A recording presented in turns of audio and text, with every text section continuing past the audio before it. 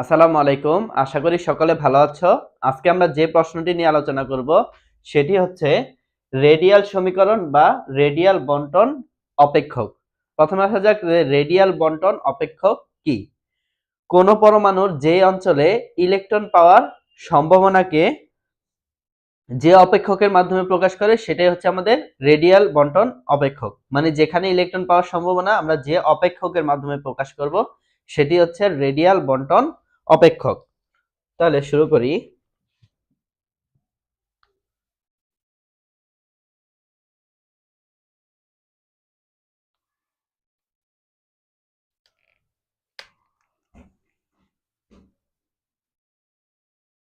পরমাণুর কোন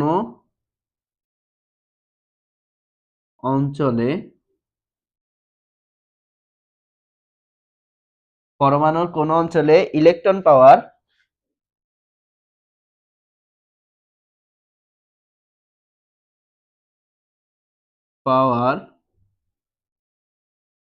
সম্ভাবনাকে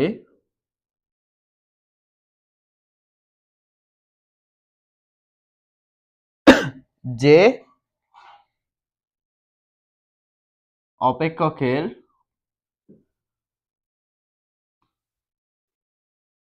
মাধ্যমে প্রকাশ করা হয়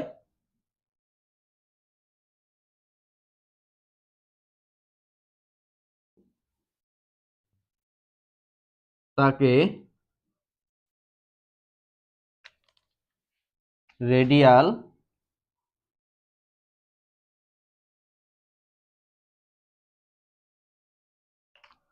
বন্টন অপেক্ষক বলে। এটাই হচ্ছে আমাদের রেডিয়াল বন্টক অপেক্ষক। তাহলে কেন্দ্র হতে ইলেকট্রন পাওয়ার সম্ভাবনা যদি আমরা দুইটা অবস্থার জন্য ধরি, দেখা একটা চিত্র দিয়ে আগে।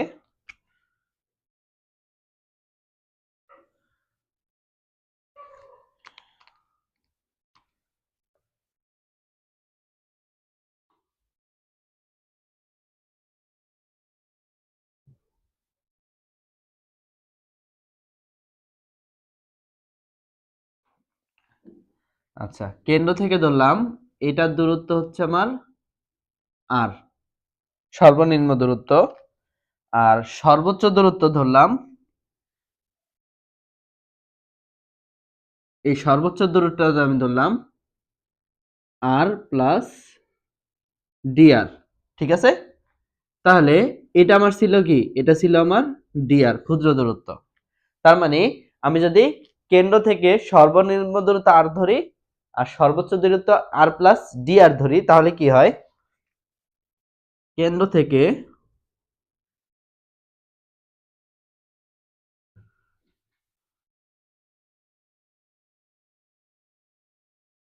কেন্দ্র থেকে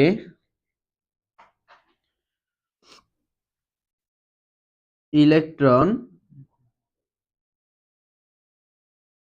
পাওয়ার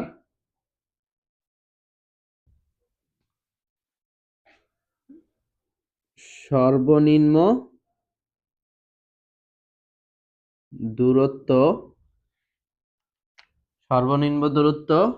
আর এবং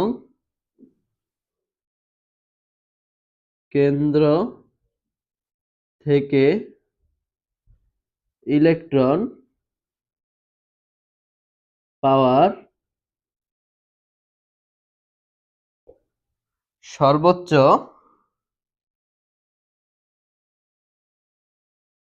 দূরত্ব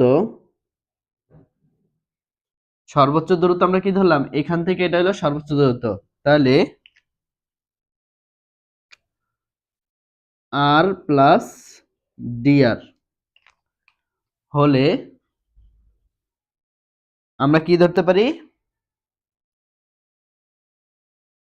পি ইকুয়াল টু, এই সমীকরণটা আমাদের মনে রাখা লাগবে, এফ সাই স্টার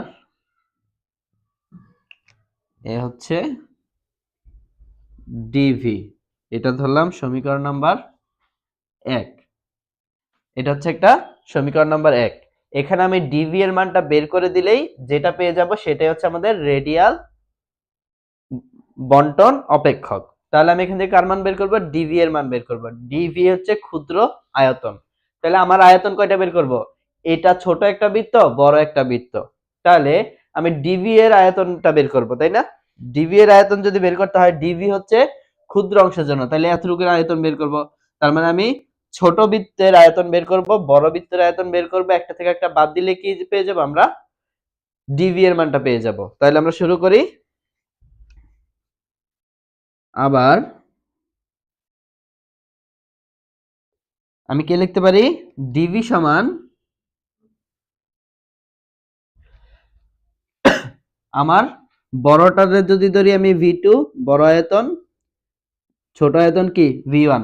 তার মানে আমি বড় আয়তন থেকে ছোট আয়তন যদি বাদ দিই তাইলে আমি কি মাঝখানে ডিভি এর মানটা পেয়ে যাব। তাহলে বড় আয়তন কি আমার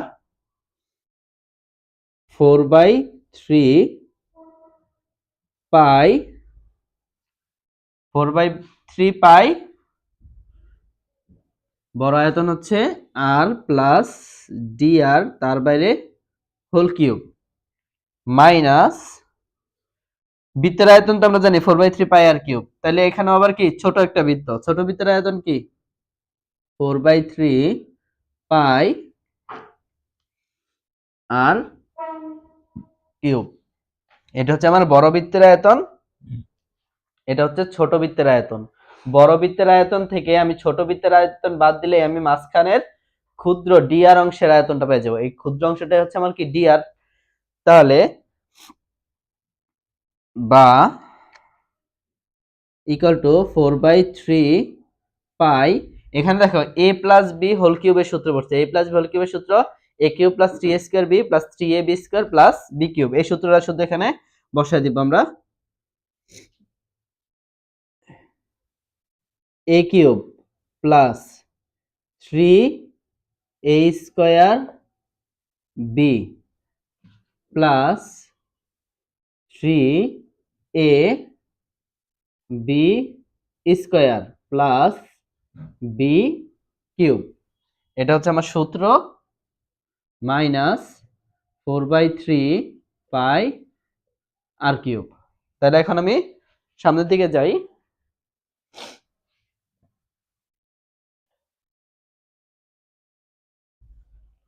কারণ আমার কাজই হচ্ছে ডিআর অংশের আয়তনটা বের করা, তাই না?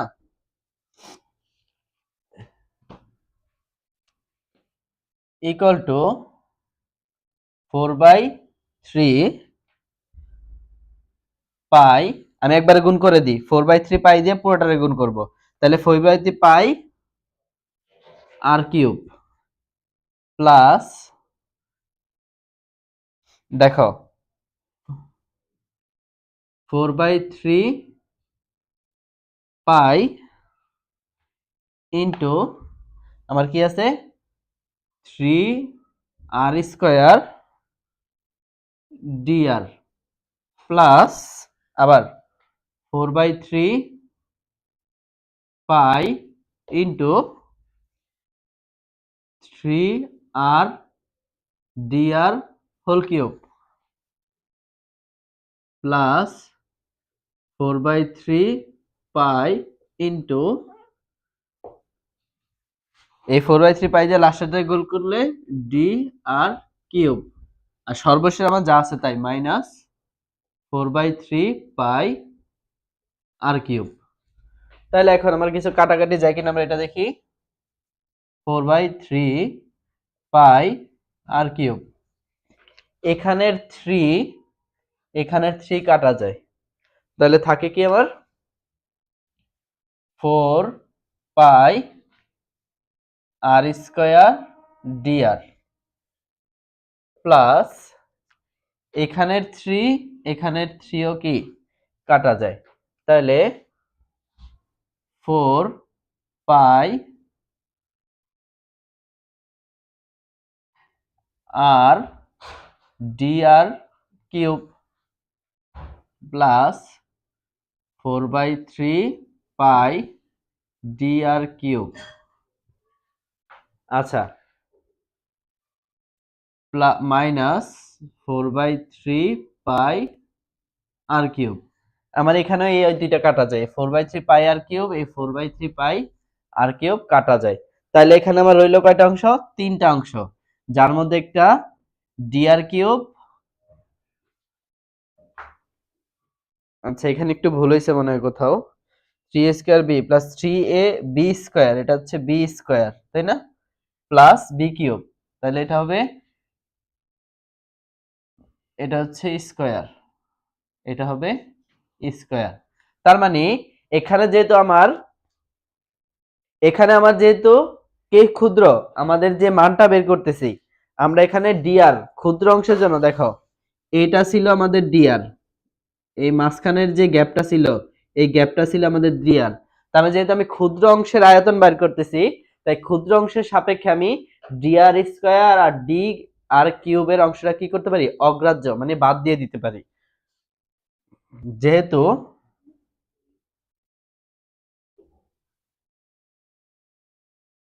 dr ক্ষুদ্র, তাই dr স্কয়ার ও dr কিউব এর পদ সমূহকে অগ্রাহ্য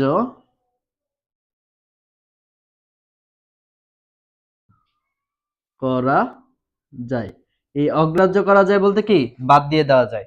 তাহলে এটা যদি বাদ দিয়ে যায় আমাদের কি সমীকরণ আসলো? দেখো, আমরা যেহেতু এটা করতেছি, এটা আমাদের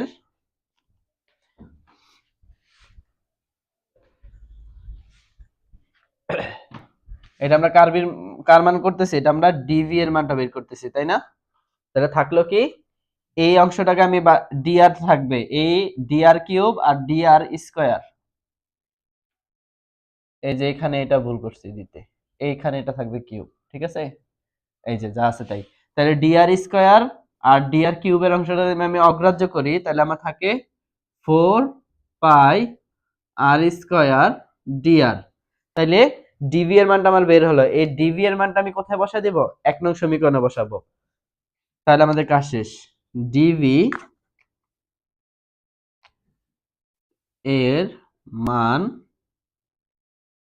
1 নং সমীকরণে বসিয়ে পাই। এই ডিভির মানটা যদি 1 নং সমীকরণে বসায় পাই,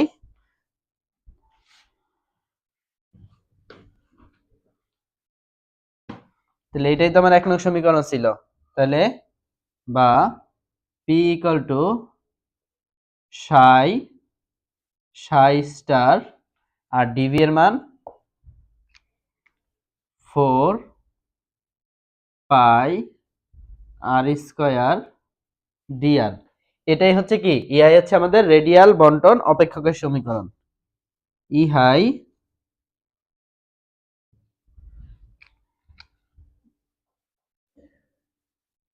রেডিয়াল বন্টন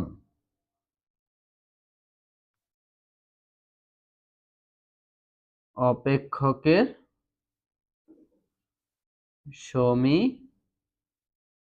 সমীকরণ। আশা করি এতটুকু সকলে বুঝতে পেরেছো। যদি কেউ কোথাও না বুঝে থাকো, অবশ্যই আমাদের কমেন্ট বক্সে জানাবে, আমরা সলভ করে দেওয়ার চেষ্টা করব। সকলে ভালো থেকো। আসসালামু আলাইকুম।